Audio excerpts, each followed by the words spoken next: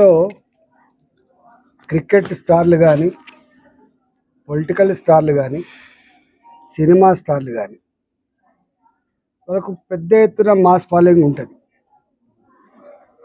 Political లీడర్లైనా, cricket స్టార్లైనా, cinema యాక్టర్లైనా, స్టార్లైనా వాళ్ళ moment ఉన్నప్పుడు కొంత ముందస్తు ప్రిపరేషన్స్ తప్పకుండా అవసరం ఉంటుంది.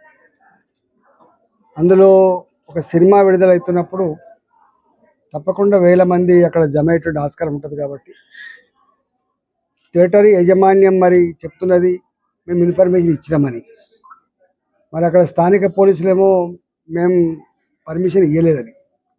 ఏది ఏమైనప్పటికీ కూడా, ఎవరి నిర్లక్ష్యమైనప్పటికీ కూడా ఒక నిండు ప్రాణం పోవడం అత్యంత బాధాకరం, దురదృష్టకరం. ఇవాళ ఆవిడ కొడుకు ఇలా ఏదైతే హాస్పిటల్లో కొట్టుమిట్టాడుతూ ఉండడం, ఆయన కోలుకొని రావాలని చెప్పి మనస్ఫూర్తిగా కోరుకుంటున్నాం.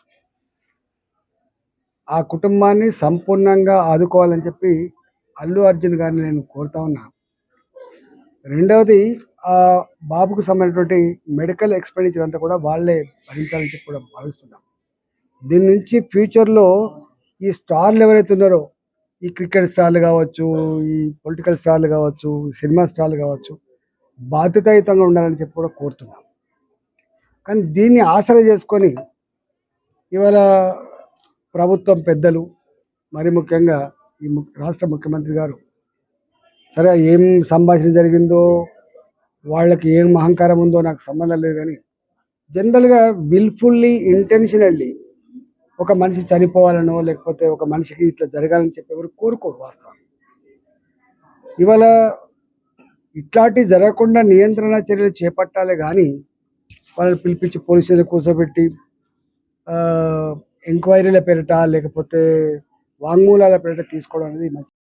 డెఫినెట్గా వాళ్ళకు పోలీసులకు మధ్య జరిగినటువంటి వాగ్వాదం మీద మాకు తెలియదు. థియేటర్లో సిఐ గారి పట్ల ఏమేమి మాకు తెలియదు, కానీ ఇక్కడ వాళ్ళ అహంకారం ఉంటూ ఉండని. కానీ ఇట్లాంటి ప్రాక్టీస్ ఇవాళ ఈయన మీద అవుతుంది, రేపు ఇంకోరి మీద అవుతుంది, రేపు ఇంకోరి మీద అవుతుంది. సిస్టమ్ స్క్రాప్ కావాలి కదా, సిస్టమ్ ఉండాలి కదా. విల్ఫుల్గా కోర్టులో ఎప్పుడు కూడా ఏముంటుందంటే విల్ఫుల్ ఇంటెన్షనల్లీ అని ఒక సబ్జెక్ట్ ఉంటుంది. కానీ ఇక్కడ ఇట్లాంటి వాటిలో ఇంటెన్షన్ ఉండదు. ఆయన వచ్చినప్పుడే పలానామే ఇట్లా అవుతుందని చెప్పి ఎవరు ఊహించరు కదా. రాద్ధాంతం వాళ్ళు చేస్తున్నారు. ఇలా అందరినీ బెదిరించుకొని, ప్రభుత్వానికి రెండు విశేష అధికారాలు ఉంటాయి. ఒక అధికారం ఏంటంటే ఎవరినైనా ఎప్పుడైనా జైల్లో పెట్టే అధికారం ఉండొచ్చు ప్రభుత్వానికి. ఎవరి మీదైనా ట్యాక్స్ వేసే అధికారం ఉండొచ్చు. రాష్ట్ర ప్రభుత్వాలకైనా కేంద్ర ప్రభుత్వాలకైనా రెండు విశేషమైన అధికారాలు ఉంటాయి. ఒకటి ట్యాక్స్ వేసే అధికారం, ఎవరి మీదైనా కేసు పెట్టి జైల్లో పెట్టే అధికారం ఉండొచ్చు.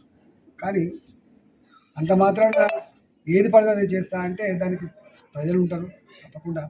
కానీ ఒక్కటే, నేను ఆ కుటుంబం, నేను ఇక్కడికి వచ్చింది ఆ అబ్బాయి తొందరగా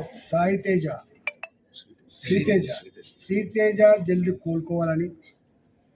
ఆ కుటుంబం శోకసప్త హృదయంతో ఉంది కాబట్టి వాళ్ళని అందరూ ఆదుకోవాలని, వాళ్ళ కుటుంబానికి మంచి ధైర్యాన్ని ఇవ్వాలని, ఆ కుటుంబం మంచిగా బతకడానికి కాబట్టి అన్ని రకాల ఆర్థికపరమైన సపోర్ట్ చేయాలని చెప్పి కోరుతున్నాను.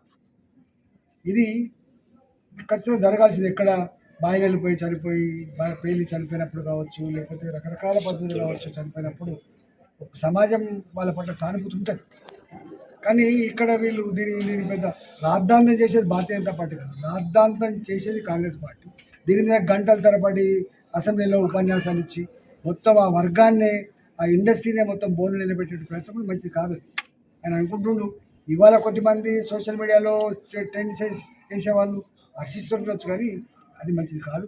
దీన్ని రాజకీయ పరంగా కాకుండా, ఇట్లాంటి చిల్లర వేషాలు కాకుండా బాధ్యతగా వివరించాలని చెప్పి ప్రభుత్వాన్ని సూచన చేస్తుంది.